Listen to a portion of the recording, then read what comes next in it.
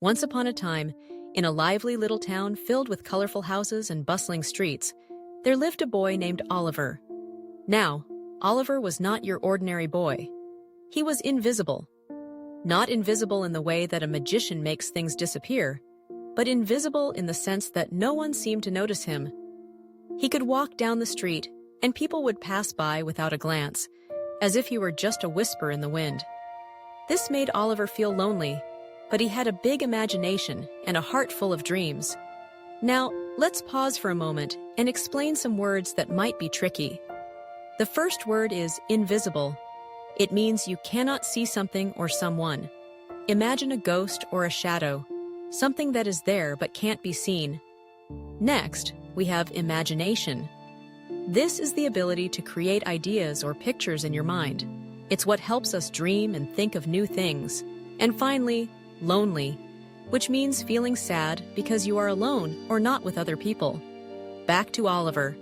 Despite being invisible, he had a knack for adventure. Each day after school, he would roam through the town, exploring hidden corners and secret places that no one else seemed to notice. He loved to climb trees and sit on their branches, feeling like a king surveying his kingdom. He would listen to the birds sing and watch the clouds drift by, dreaming of the day he would be seen. One sunny afternoon, while wandering through the park, Oliver stumbled upon a group of children playing a game of tag. Their laughter filled the air like music, and for a moment, Oliver felt a flicker of hope. He wanted to join them, to feel the thrill of racing and hiding, but as always, he hesitated. What if they didn't see him? What if they laughed at him? But then he thought, what if they did? With a deep breath, he decided to take a leap of faith. He ran into the game, darting between the children, and to his surprise, they began to giggle and squeal, thinking it was a fun trick of the wind. "Who's tagging me?"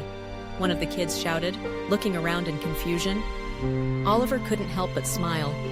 For the first time, he felt like he was part of something. But the joy was short-lived. The game ended, and the children wandered off, leaving Oliver once again in his invisible world. That night, he lay in bed, staring at the ceiling, feeling the weight of his loneliness. He wished more than anything to be seen, to be known, to have friends who would invite him to play. With that thought, he drifted off to sleep, dreaming of adventures where he was the hero. The next day, Oliver woke up with a new idea. If he couldn't be seen, maybe he could create something that would make people notice him. He remembered the stories his grandmother used to tell him about magical creatures and enchanted forests. Inspired, he decided to become a storyteller. He would weave tales so captivating that people would be drawn to him, invisible or not. Oliver spent the entire day crafting his first story. He wrote about a brave knight, a fierce dragon, and a hidden treasure. He imagined the knight battling the dragon and rescuing a village from despair. He poured his heart into the tale, and when he was done, he felt a spark of excitement. That evening, he took a deep breath and headed to the park where the children often played. With his heart pounding, he gathered a small group of kids and began to tell his story.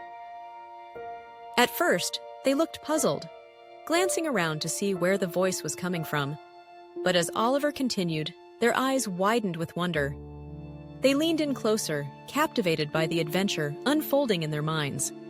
The knight's bravery, the dragon's roar, the treasure waiting to be found. Oliver painted it all with his words. As he finished the story, a silence fell over the group. Then, one child clapped, and soon everyone was applauding and cheering. "That was amazing!" they exclaimed. "Can you tell us another one?" In that moment, Oliver felt a warmth spread through him. He was no longer invisible.